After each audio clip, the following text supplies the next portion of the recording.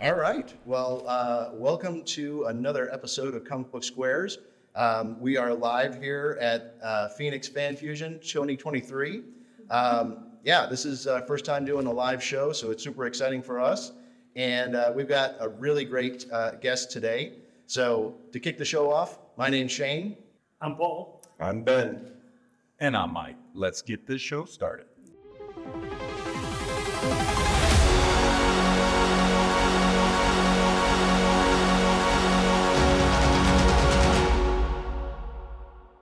All right. Well, Hailey, do us a favor, just kind of tell us a little bit about you and about your art.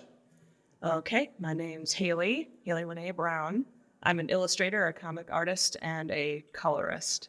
So I do a little bit of everything. So it keeps me busy in interesting ways. So I'm always doing something different. I even do scientific illustration too. So a little bit of everything. That's what Mike was telling us the other day, that you actually have your degree in zoology. I have a degree in biology. Biology. Yeah, I was a field biologist back in Michigan for specifically the Great Lakes region, but for herpetofauna, that is reptiles and amphibians.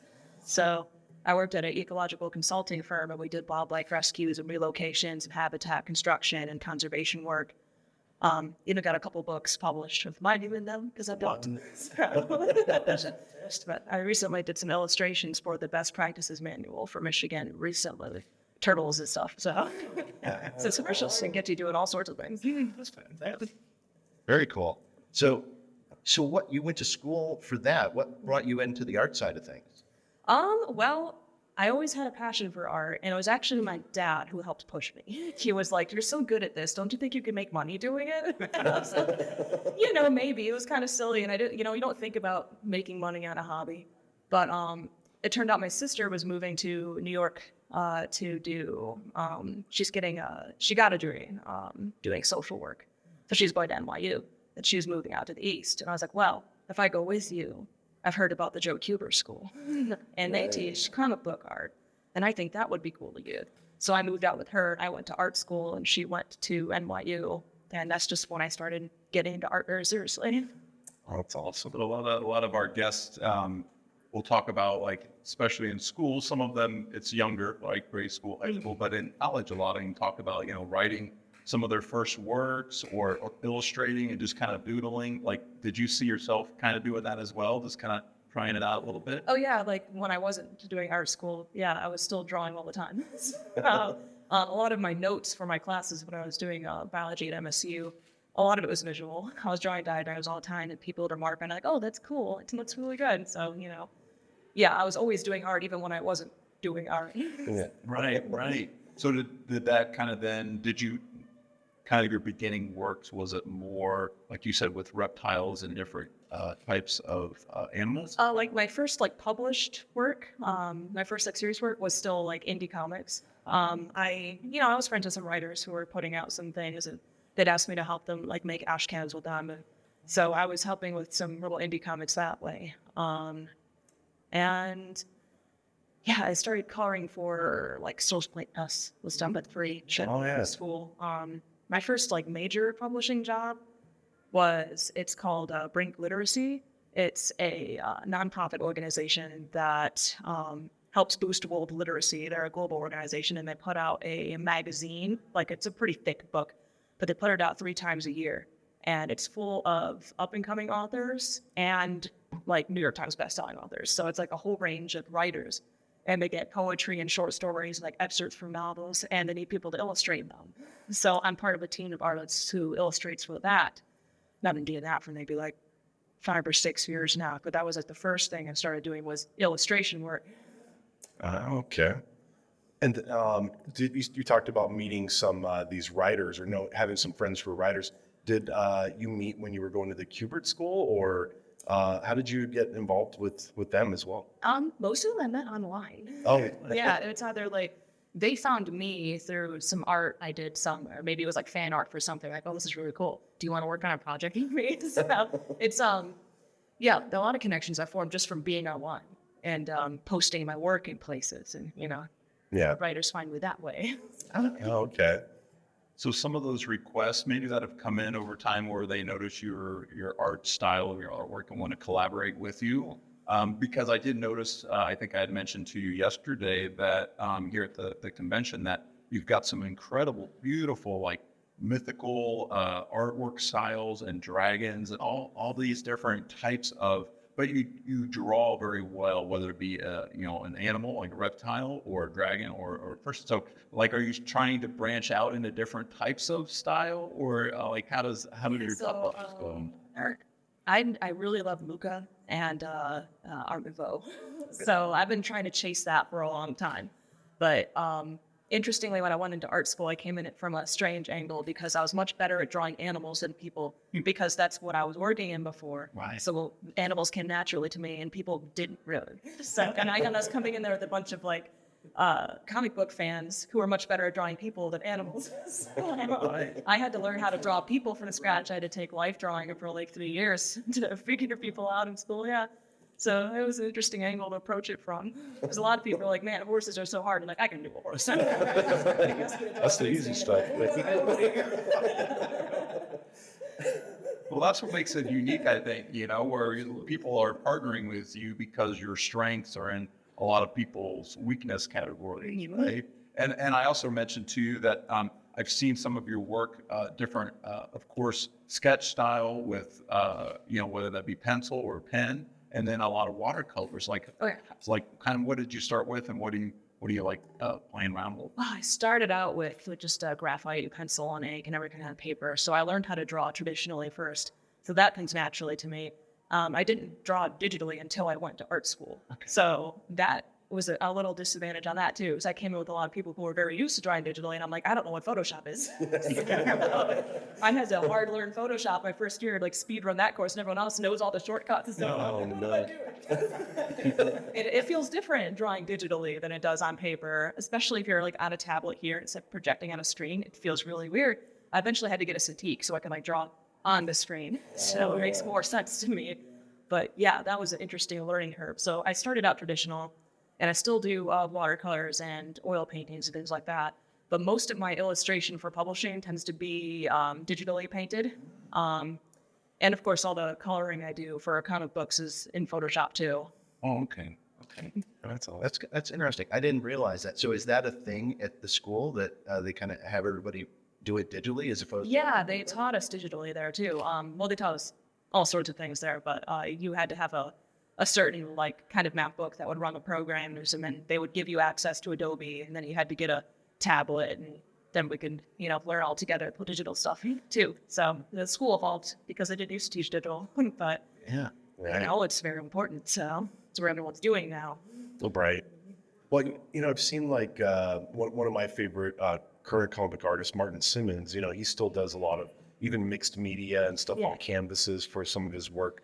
Have you found opportunities to be able to still use your analog art Sure, in the comics? I've done some things, especially when I've done some days for some indie comics. I've done pencil and ink right on Bristol because it makes sense. Then I scan it in, and then I can work on it. I can edit it, and I can color it, and I can add effects and all that in Photoshop. So there's some mixed media going on too. Yeah. Do you do so when you have a booth like at a convention like this? Do you do sketches for people? Yeah. logging here? So I used to haul around my watercolors, and the problem is that's a mess and it's heavy. And when you're flying, it's not great to have all that. And I don't want like a jar of water on my desk. So as nice as that was, I started bringing Copics instead. So now I do pencil marker Copic sketches instead of watercolor at the booth. That's cool. So you still use the traditional media Yeah. at the booth. Okay, that's fun. So how many of these do you just go around the country doing conventions? Is this like a Yeah. I have an agent, and we go to conventions all over the country. I've been to Texas a few times this year. We're going to Canada soon. So, we fly around to a bunch of different shows, and it's fun. That's awesome. What kind of like goes through your mind as far as choosing which ones you may want to attend? Is there anything? She just asks me, hey, does Phoenix sound good? I'm like, I've never been to Phoenix. Sure. So, Summer's a little rough. yeah, it's very hot. I expected that. It's a dry hotness, so it's not quite as hot. Amen. So what kind of current projects, like sounds like you have your hands in a lot of different areas of this media, and so is there always do you find like, I don't know, hills and valleys with some of the styles of work? Like, does it all kind of, because you do so many different things, does it kind of just even out like throughout the year for you, or?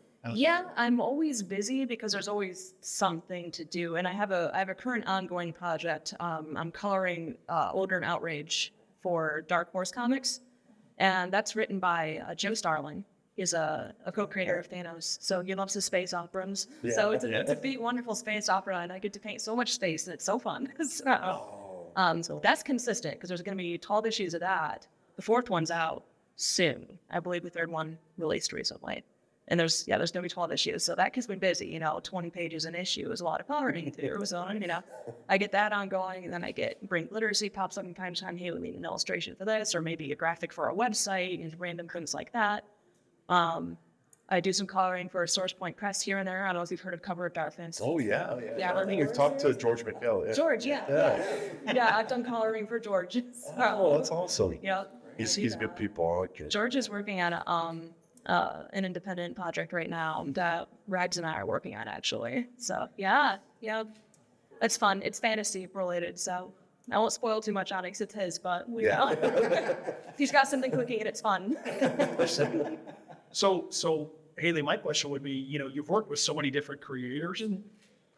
You're probably rarely in the same room with them. You mentioned that you'd be a lot of them on social media, and you can Zoom call, you can FaceTime, whatever. But when you're discussing a project with another creator, how's that synergy work? Do they leave it up to you to say, hey, here's kind of the ballpark of what I want, do your thing? Do they have specifics, or are you allowed to just sort of be you?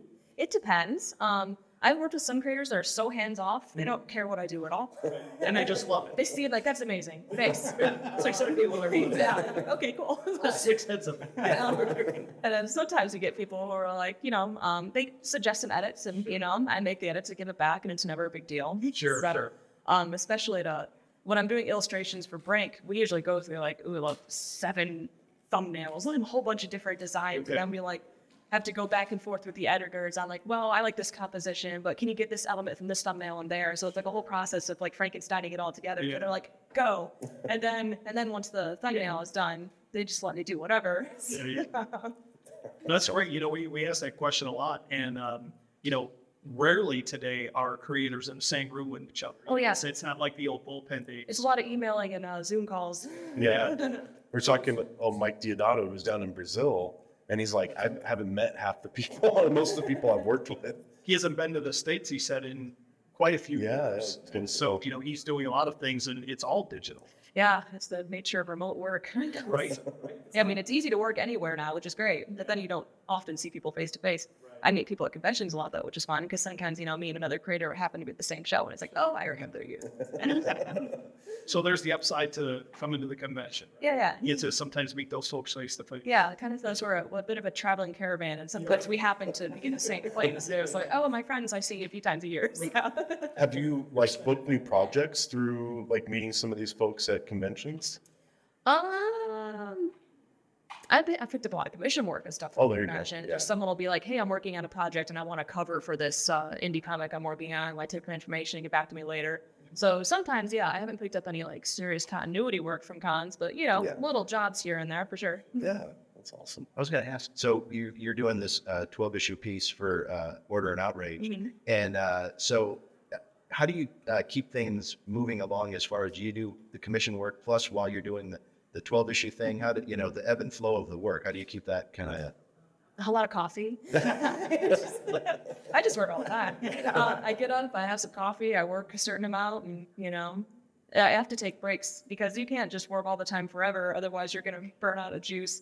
So you get used to your own natural patterns, right? You're like, I can do like a 12-hour day, something crazy. Then it's like, I need some break tomorrow then so I can recharge. I'll play a video game or something to recharge my battery. Then I'm super creative again.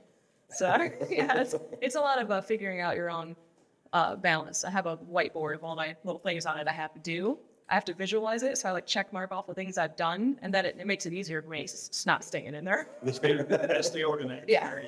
Sure. Well, that's what I was going to ask. It's like you touched on it quite a bit, actually, where there's kind of a balance like between conventions and then getting some work in person and some social media type of communication interactions. Like, have you found that you really have had certain deadlines where you're just, I imagine with the new work environment of being able to do a lot more remote work, it sometimes I think de-stresses you a little bit. I mean, have you kind of found that with your working habits? Yeah. I mean, when I have deadlines coming, I can pace myself and know when to meet them. And also because it's remote, I can turn them in whenever, as long as it's before the day. So if I have to pull an all-nighter, I have to pull an all-nighter. But it hasn't been that dire yet. Right. But it is, because I work from home, it's a little more comfortable. I don't have to travel and worry about work that way and add that into the equation of my time spent on things. Yeah, exactly. And I would imagine that, the bigger projects, the continuity stuff is more on a schedule as opposed to some of the other. Yeah, and there's like a hierarchy of like what's more dire to get done first. Major publishers are going to go before a commission. So, there's a lot of communication involved of like, hey, I'm going to work on this, but I have to, I have to meet my deadline for Dark Horse too. Yeah. I was gonna. Oh, sorry, Ben. Real quick, I just want to tap into sorry, not tap down. The idea, having some downtime and then re-energizing yourself. But how do you also keep, your creativity and new ideas for new projects? What things do you do to keep that energy going? I'm really imaginative. I listen to a lot of music and things like that. I like to read books. Reading books in your downtime is really helpful.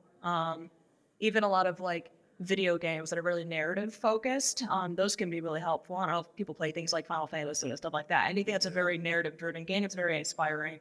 So even the things I'm enjoying in my downtime, I'm thinking about it in like a creative way. Like, ooh, I like how like this art direction looks. I'm watching a movie, I'm like, ooh, that angle is so nice. I'm gonna use that sometime. So I'm always looking at things from an artist's viewpoint now all the time. So even when I'm enjoying myself, I'm filing away information for later. Sure. That's awesome. Well, that brings up my question, actually. You said sometimes you play video games to just, relax and de-stress a little bit. What's your current go-tos? I'm playing a lot of Final Fantasy 14, the Yeah. MMO. Yeah. Playing a lot of that. Because That's certainly it's one. MMOs are like that. I used to play Guild Wars 2 a lot. Oh, yeah. Not so much WoW, but I like that kind of game. Yeah. No, 14 was fun. That's really fun. Yeah, it's really fun. I spend most of my time changing costumes, though. So. It's like sometimes the fashion is part of the game. If you're gonna get whipped by some 12-year-old in California, you gotta Right? Saying that fatality. Went out with stuff. That's right. That's right. So, a quick question. You mentioned books. So, digital or physical? Physical. Okay. I've tried physical books, and sometimes out of desperation, because maybe you can't get it in print, and I'm like, I really want to read this though, so I'll have to do it in a digital format. It just doesn't feel right. I like to have a book in my hand. Yeah. I can do audiobooks a lot though, because when I'm working, I can listen to an audiobook. So that's like two things at once. So I can do that, and I can do an analog book, but not so much the Kindle. I've tried. It just doesn't feel right. It feels like I'm looking at a text on a board or something. Is this reading? I think most of us we're like them, even with the comic books. Oh yeah, I like comic books better. There's nothing like walking into a comic book shop and just smelling it. You're like, my people. Exactly. And it is so nice in their collected forms. Like Yes. this, the 4 issues or so in a nice hardcover. I just love to have things like that. Yeah. I've done the Comixology thing before. It doesn't quite feel the same. No. Again, out of desperation, I'm like, I wanted to follow this, but I'm busy. I'll just get the issues digitally. I'm like, well, I don't want to have the art in my hands. That's what, and I mean, that's the way I feel about it. I think these guys do too, is, comic books were for a long time looked down on. And now, I mean, look at events like this, right? I mean, people put a lot of hard work into it. Think about it or of it what you will, outside culture and this and that, but people put a lot of hard work into constructing that. So those of us that really love the medium, I look at it as, it helps support, yourself and creators by buying the book. And, I can't get over trying to read on my laptop or on an iPad. I gotta have the book in my hand. I think we've talked about this before. One of my favorite things to do, and I think I've done this with every comic book I've ever owned, I get to the end and I go, I'm reading that again. And I couldn't let back, right? Because you could always see something new. Because, you guys as creators, you could put little things in some of the shots, some of these, panels, and you go through and, I missed it the first Oh, time. for sure, because you're going through the first time you're reading it, and you're like really engrossed in the story, and you're pacing along with it, right. and maybe you're not spending all the time living on every panel. Exactly. And now, I go through now, I know the story, I've read all those. Now let me pull back and savor the art a little more, right? So It's nice to have things physically because you can't always trust that things are going to be around digitally forever. Like, what if a server shuts down and it loses all your comic books? Yeah. Just have it in a box and stay. that's right. Same price. It's actually more expensive. Right. Right. So, And there's value to it. Yeah. Hailey, before we wrap up here, where can people go to learn more about your work, find your projects, etc.? I have a website. It's www.hailrenarts.com. So it's HAILRENARTS.com. It's just my first name, middle name. Art. All right. We're definitely going to promote it. Yeah. And to all of our listeners and viewers, we'll have all that in the show notes. We'll have the links off to that. Thank you. Yeah, of course. All right. Well, I just want to do a quick wrap up. I mean, thanks for tuning in. We really appreciate it. We love interviewing artists like this and getting to meet new people. So, make sure to hit that like, subscribe, and notification bell so we can keep bringing you content like this. And we'll see you on the next one.